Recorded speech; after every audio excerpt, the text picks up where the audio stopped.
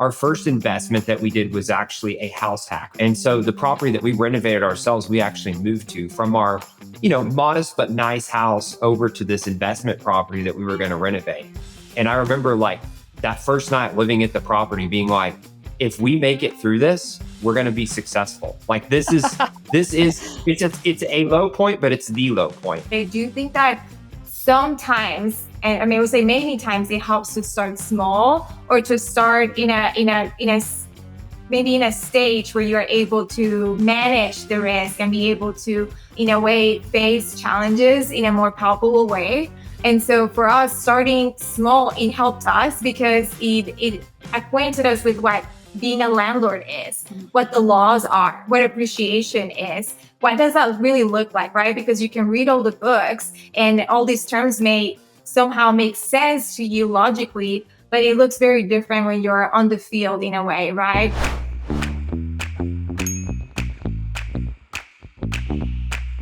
Welcome back, or welcome to the Conscious Investor Podcast, the show where we talk about health, mindset, and wealth building strategies. I'm your host, Julie Holly. I'm so happy to have you here on yet another wonderful episode with extraordinary guests. Each Thursday, we bring on the very most extraordinary investors and professionals in the topics of health, and sometimes therapists and sometimes nutritionists. You name it, we have you covered. Every type of investing for building your wealth and everything that is going to support you in building a vibrant, holistic life. By the way, I just want to give you a reminder that the Conscious Investor Growth Summit is just a couple months away. And if there are still tickets available at the time of this recording, you need to snag them while they're still available because they're limited to 150 people. Head on over to the consciousinvestorgrowthsummit.com. Again, consciousinvestorgrowthsummit.com to pick up your tickets today. Jonathan, Paula, it's so long overdue to have you on the Conscious Investor Podcast. I am so excited to have you here. Welcome. Thank you. Thanks, Julie. Excited to be here. This has seriously been long overdue because we've all been in the investing space for quite some time. Our paths have crossed for years. And for some reason, you guys managed to stay off the radar and not come on the show. And then I got very picky about who comes on the show because Conscious Investor, I care about you and I want to be mindful, especially as the economy shifts. And we're starting to see some different things taking place in the real estate sector with teams. I always want to bring people that I believe are solid and solvent and going to really be able to support you in a solid way throughout your investing. So Jonathan, Paula, I'm so excited to have you on the show. I really respect you as fellow multifamily investors and how you operate. I love, and admire our shared, truly, let's be conservative with our underwriting and let's make sure that these deals are going to perform. So I'm so excited. Let's go ahead and dive in. And let me ask you the question, and you know that question, Conscious Investor. What do you do and how did you get started? Yeah, thanks again for having us, Julie. So excited to be here. Paul and I got married about 7 years ago. I was working we both live in Dallas, Fort Worth area. I was working as an aerospace engineer, which is like my dream career that I grew up wanting to do. Paula was working as a consultant. And one day we basically were just talking about investing and said, hey, why don't we invest in real estate? I had recently read the book, Rich Dad, Poor Dad, like I'm sure many of your audience has.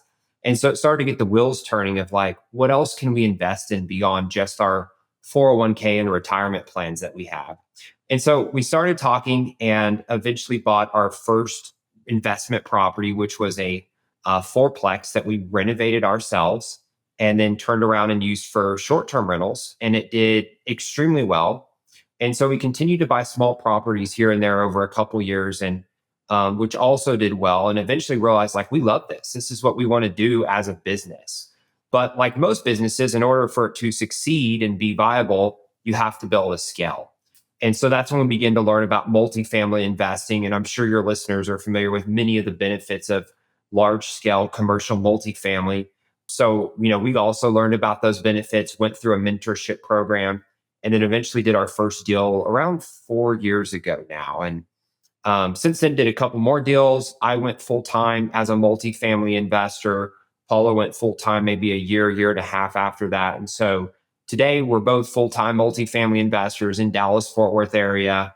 We have about 1,000 units that we run as GPs, and within the Texas and Oklahoma markets. So that's the short and sweet. I would say that like what triggered that is that we got married and we were in that honeymoon stage and we were like in love with each other, but we're like, what do we do? Like we need a hobby. And so this really started as a hobby that then transitioned into our full-time careers and I will say our calling, right? And so it really has morphed into a hobby, then a chore, then a job, and then a calling. And so it's really for us, like the opportunity of transitioning from single family or small investment into larger investments was to be able to give access to other people to these opportunities. And in a way, like, Julie, it takes a lot of time and energy to learn all the ins and outs, to manage all of this.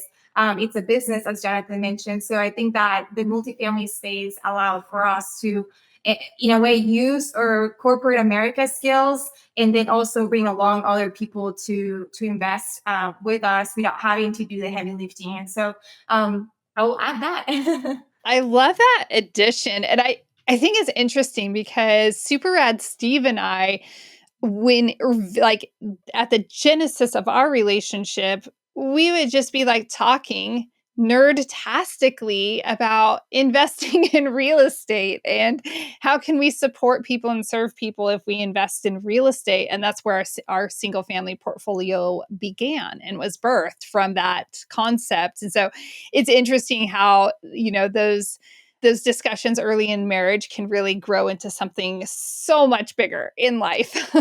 Yeah, it really is. And to add one piece that you kind of touched on for me, right? Like I realized that in order for us to be able to, I'm Colombian and I migrated, from Colombia. My parents gave up their careers over there. And so in a way, I have the responsibility of retiring, helping my mom retire. And if I didn't give her access to better investment opportunities besides the stock market, that retirement was not going to be feasible for her. So I really think that it's kind of full circle for us to be able to start small and then think big and be able to bring people along. So I love that concept of even how your parents sacrificed for you and their sacrifice is like circling back. It's almost that pay it forward, just that beautiful cycle where it's like, oh, wow. And this is coming back to serve us also. And conscious investor, I know we all hope that our kids will continue to improve our lives also as they mature into adults. As we consider, before we dive into, I really want to talk about just putting together, really great deals and what that looks like. But before we talk about that, was there ever a point where you guys were reluctant or questioning what you were doing? Do we want to be involved in real estate? Do we want to go into commercial real estate? Or did it feel like green lights all the way? Yeah, definitely not the green lights all the way. So I trying to think, probably a couple of things that come to mind initially. Our first investment that we did was actually a house hack. Back in the day, we would listen to Bigger Pockets. We were big, Bigger Pockets listeners, and said, "Hey, you got to go do a house hack, right?" And so the property that we renovated ourselves, we actually moved to from our, modest but nice house over to this investment property that we were going to renovate. And I remember like that first night living at the property, being like, "If we make it through this, we're going to be successful. Like it's a low point, but it's the low point. After this, there's nowhere to go but up, But it was hard, it took a lot of courage, I think would be the right word, to, step out of comfort zone, do something that none of our peers were doing, that I'm sure many of them looked at and thought, man, this is odd, this is strange. But that we really felt was the right decision for us. So that was one thing. I think another moment specific to me is I had mentioned, my lifelong career goal growing up was to be an aerospace engineer. That's what I wanted to do. And so I went in a corporate role. I had a job that I, mostly enjoyed, mostly looked forward to. And my goal was to kind of climb more the manager type ladder. And so it was interesting because when we joined a multifamily mentorship program, and put a lot of money into that program to learn what we needed to protect our investors' investments. one of the things that I was told by my mentor the first week was like, there will be moments where you are tested in the very near future of like a choice between, am I going to make the sacrifice and the decision to make this a business that works or not? Well, lo and behold, the very next week on a Friday, I got an offer from the company I worked for to go from like a individual contributor position to a management position, which is like what I had been working for so many years and what my goal was. And I remember going home that weekend thinking about it and like I really wanted to do it, but I knew the time and the effort it would take to do that position, what is going to be prohibitive to me being able to accomplish my business goals. And so, I made the decision, hey, I'm going to turn that down and instead take my extra time on the weekends and stuff and focus on the business. And so that was another really challenging decision for me. I don't know if Paula has any moments she wants to add. I think that just kind of high level for us, and for me at least, like when it comes to large amount of money being invested, I get a little bit afraid, right? I get afraid of like what would happen if we lose this money? Like what is the pros? What are the cons? What is the likelihood of this succeeding versus failing? And sometimes it's really helpful, I think, just being in a relationship with Jonathan because we complement each other really well, because he helps me kind of break down my fear and say, okay, what is your fear? Like, what is it that you're afraid of? Because I'll just be kind of like, oh my goodness, like I thought I was really okay with risk until you told me to wire $100,000. Then I'm like, ooh, can we think about this a little bit further? And so Jonathan helps me be like, okay, let's identify your fear and let's identify the risk, right? So if your fear is risk, then what are the likelihood of this succeeding, of this failing, of us conserving at least preservation of capital, right? And so him helping me create logic in this sphere that seemed somewhat illogical was helpful. So not everything was green, rainbows and butterflies.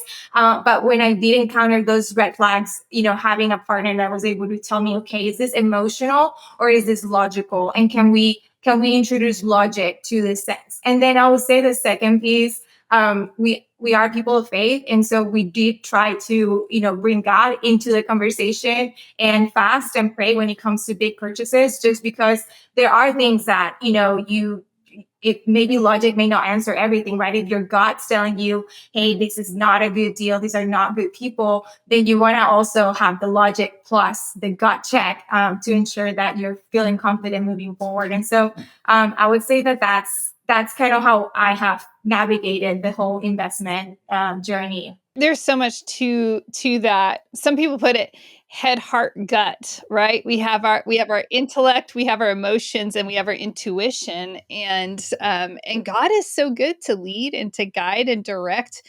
And it's always so quiet. And it's definitely listening to that intuition is definitely protected me more than once. I absolutely love that. I'm curious about, I noticed, let me rephrase this. I know that for me, having experience in my own real estate deals before going into the syndication space and, including private investors was really advantageous. And so I had that experience.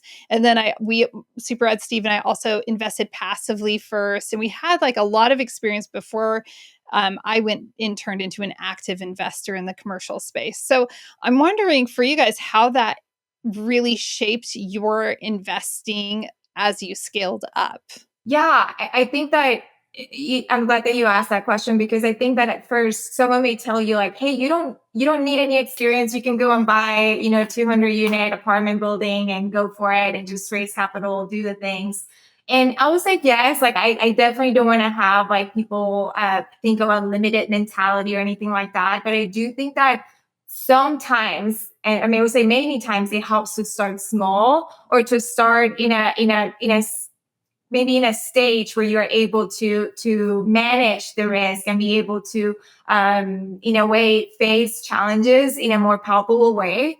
And so for us, starting small, it helped us because it acquainted us with what being a landlord is, what the laws are, what appreciation is. What does that really look like, right? Because you can read all the books and all these terms may somehow make sense to you logically, but it looks very different when you're on the field in a way, right?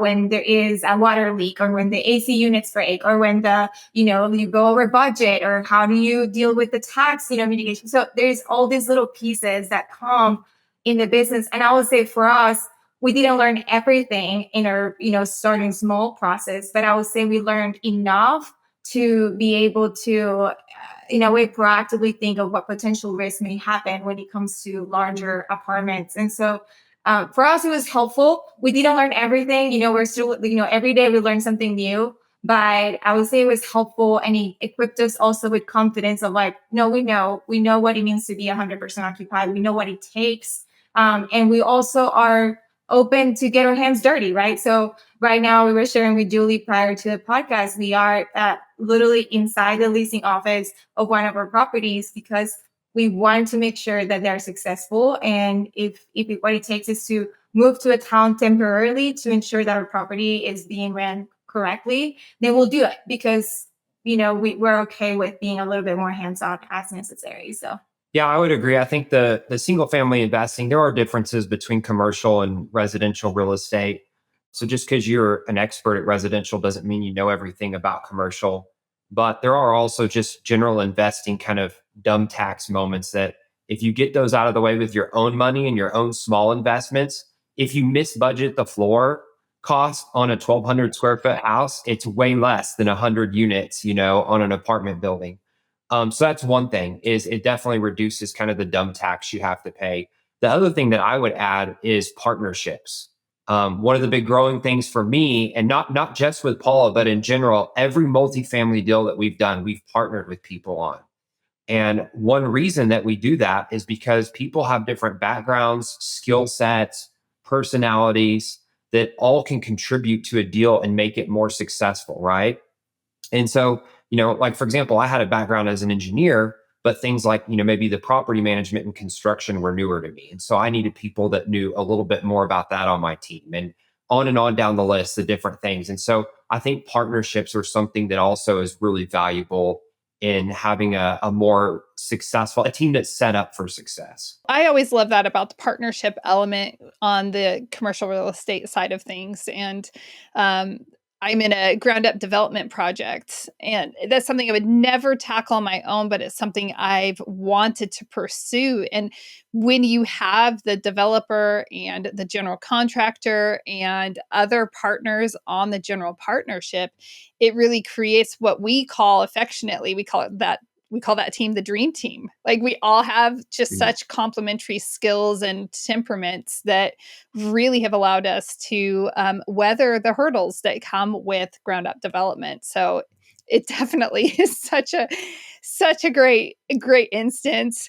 I'm wondering also about the landscape because we're all in the space and we're all well connected. And so, we have line of sight in ways that a lot of investors don't have. And so we know that there are a lot of well-intended deals, and many through no fault of their own, but Florida raises their insurance rates and taxes go up, in some cases double. And like there have been so many unforeseen things that it's making a lot of investors, of private investors hesitant and leery and nervous. And I've heard some of my investors like, I want to go into your next deal, Julie, but I'm concerned about a capital call, not on your deals, but on these other deals that I'm involved in. And so I'm just wondering, like, I know that you guys are very mindful and aware with your underwriting and your alliances and every deal that you bring into your portfolio. How is it that we can, as passive investors, really see through the veneer and read between the lines so that we can have confidence and say, I know I'm getting involved in a deal with the right team at the right price that's really I can have confidence in this? Wow, it's a really hard question. It I is. would say, Wait, let's just preface this, conscious investor. It's a hard question. It's a hard question. So let's hold space here for Paul and Jonathan. for me, coming from an engineering background, I thought that finding a good deal to invest in, as a passive or active investor, all came down to the underwriting. Like, if you have this deal, you buy at the right price, it pencils right, then it's going to go well. And the truth is, I think that's just like the entry ticket into the game, right? So you can't have a good deal without that, I would argue. But the more important thing are the people that are running the deal, that are doing the asset management, is the term we would use specifically on the deal and executing the business plan. And so I think that the most important thing is getting to know the sponsors that you're wanting to work with and saying, is their level of work ethic, of capability aligned with yours, right? Um, and that's a tough thing to answer. Of how do you figure that out? But I would suggest it probably takes reviewing other projects and stuff that they've done. It probably takes getting to know them at a very deep level. And it probably takes speaking from like a reference standpoint with other people that have done business with them before, would be a few good steps to try to figure that piece out.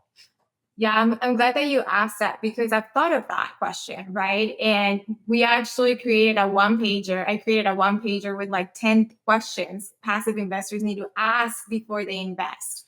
And it goes from knowing knowing the people that you're investing with versus also knowing what the assumption of a cap rate is coming in. And even though our passive investors should not be necessarily be carrying the heavy weight of executing the business plan or necessarily like becoming, underwriters for deals.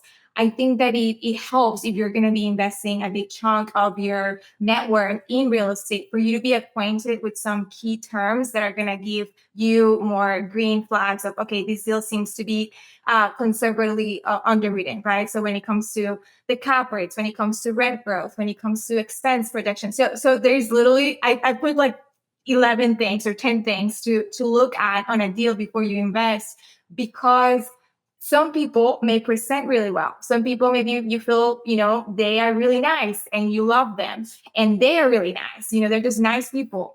And maybe the pictures that they show you are really wonderful. Maybe they have 10 million followers on Instagram.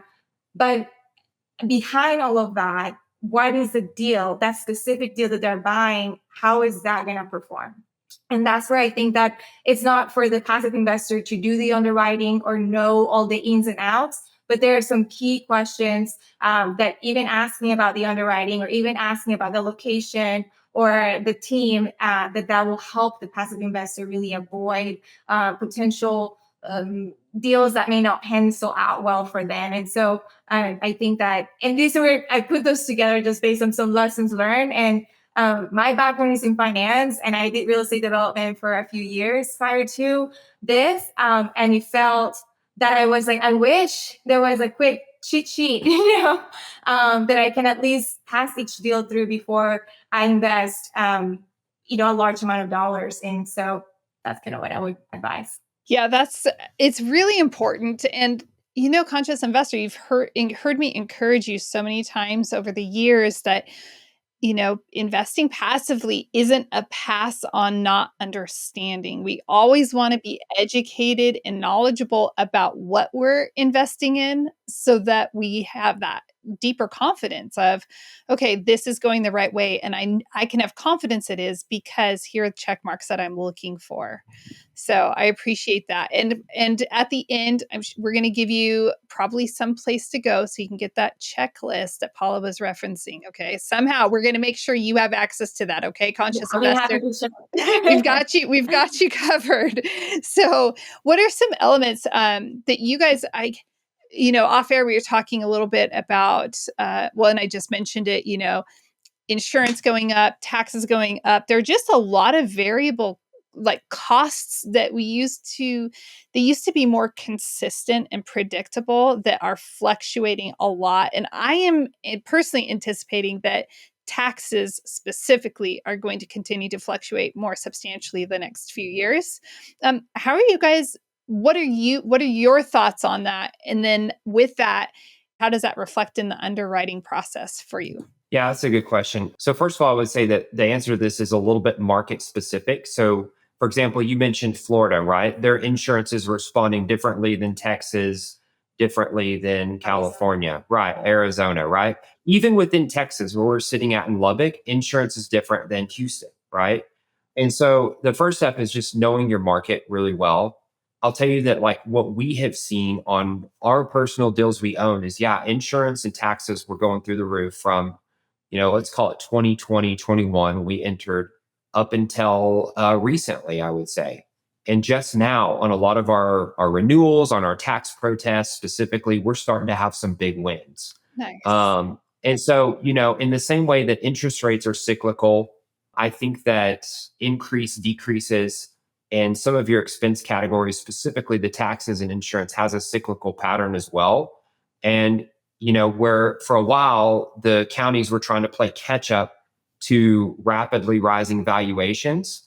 We've now seen valuations drop some over the last couple of years, and the counties are starting to accept that, and we're winning protests based on that. So, but all of that is encapsulated within, having your ear to the ground, having your pulse on what your market is doing.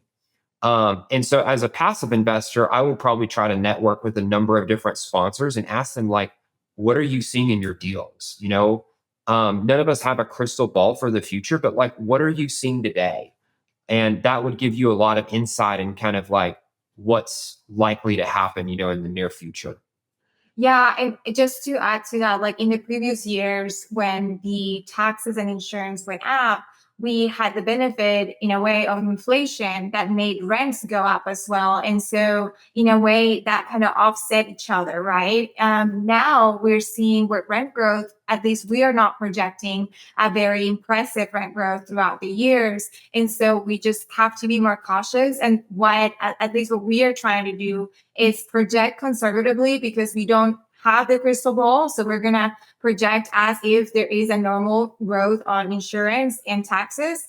But then when it comes to our other items in the budget, the actuals, I really try to stay under budget as much and like really try to work with the PM on ensuring like, they're like, oh, if that's in the budget, let's spend it. I'm like, well, no, let's be very conscious of every dollar because, even a dollar per unit per month, like all of that adds up. And so I think that being really conscientious of your other expenses and try to like be as, efficient as possible and run your deal as lean in a way so that in case that something were to go and increase more, you can kind of reallocate some line items in your budget. And same with your, income as well. Just not, trying to push as much as you can, but also being conscientious that you don't want all these vacancy, right? And so it's a little bit complex, but I do think that knowing or at least having a sense of their assumptions on growth for rent, for income and expenses could help buffer some of that. So important. Going back to protesting the taxes, we were at a mastermind a while, like gosh, almost a couple of years ago now, and just a very small one. And I remember someone who was talking very specifically about protesting taxes in a situation like that. This is interesting. I think we're going to see more and more of it. What was that process like?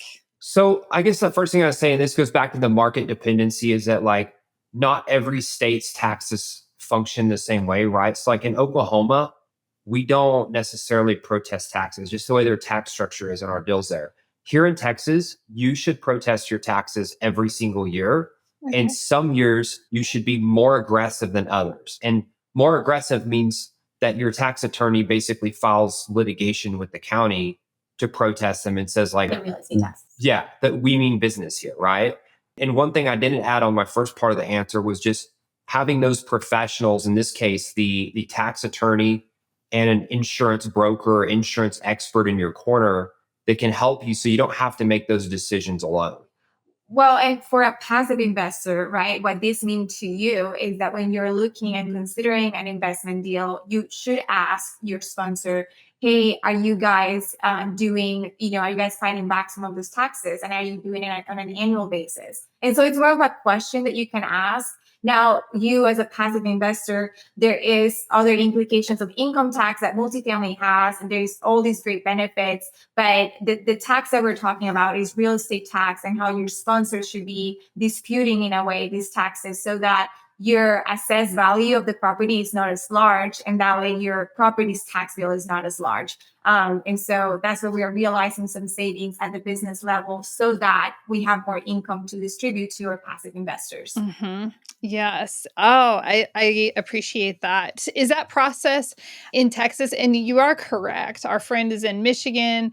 We've actually protested our personal income taxes in North Idaho because they skyrocketed, and so it is very different everywhere. In California, they're constantly passing new laws about property taxes. I can't even keep up with it. What I can. Yeah, and in Texas, we don't have income tax, but we do have real High estate property tax, taxes. really, really high. And so no income tax, but you pay it at your house. So we have to offset that a little bit. Right, exactly. And so what I'm understanding is, and just to recap on this, protesting the taxes again, because I believe that we're going to see more and more of this across the country. And that is, hey, have a tax attorney at your disposal. And if you're a passive investor, this might be one of those questions that you want to ask the team that you're looking to invest with. And then have that person take the necessary measures to go and protest the taxes on your behalf. Correct. And for anyone of your listeners who's in a position where they're the ones actually doing the protesting, one of the things that I love about tax attorneys is that they charge based on their results, right? So if they get you $0 off, you don't pay anything. And I I like wish this. the whole industry I wish the whole industry worked like that, right? So they take a chunk of it. It's usually somewhere around 25 to 35% of whatever they save. They collect as a commission. Well worth it. Don't try to do it yourself, especially on commercial properties. Pay the tax attorney. So That is really, really good advice. I appreciate that. Well, as we wrap up, is there anything else that you think that passive investors, that the conscious investor should know or understand in today's investing orbit, sphere, whatever? It's kind of a wild circus ride. So No, I honestly just love that your podcast kind of encompasses a holistic approach to not only investing but health, because I really think that, for example, if you are in a good place from a mental health perspective, you are able to make better decisions with your money, and you're able to approach even money at a different level, right? And so I think that it's awesome that your audience and those listening right now are approaching life at a holistic level. I would say for us, or calling West to be, sponsors of multifamily projects, and we pride ourselves in working really hard at it. But basically, I think that if you were not to be an active and you are just looking to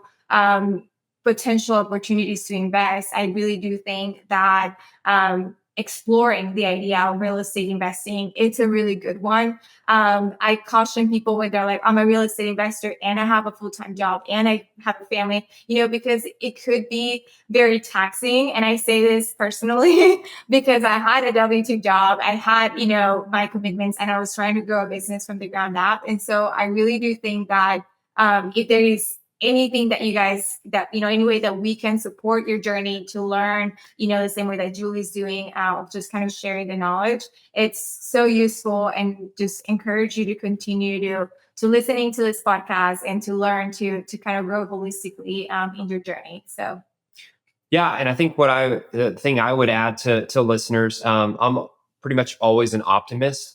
And so we talked a little bit about some of the challenges in the industry right now, whether it's insurance or taxes or interest rates. And there's some uncertainty, right? And a lot of investors have meaningful questions around those challenges. But the way I look at it is that these challenges are providing opportunities now that we may not see again for a long time. And so for your listeners who are interested in real estate investing or in this sphere, take the time to learn, like what we've talked about, do your due diligence, but also like recognize that there's an opportunity here that, may not be back again for a while. So that would be my advice. I love that advice. And I think every market cycle presents a very unique opportunity. And if you're willing to unearth and to do the digging and find that opportunity, it's very worthwhile, extremely worthwhile. 2011 wasn't the only best year to buy. I think every year has its special thing Yep. to buy, and nobody has missed out. There's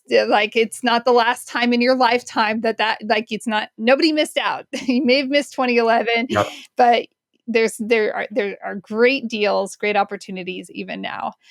Paula, you mentioned that awesome one sheet that you created. I'm sure you have a link to it somewhere on a website or something. So, how can the conscious investor get their hands on that? Yeah, so our website is apogeemfc.com, and we'll give you the link here in the podcast. And then if you go to resources, you can find the 10 questions that investors should ask. And so feel free to download it, and we're happy to answer any questions or any further doubts that you may have.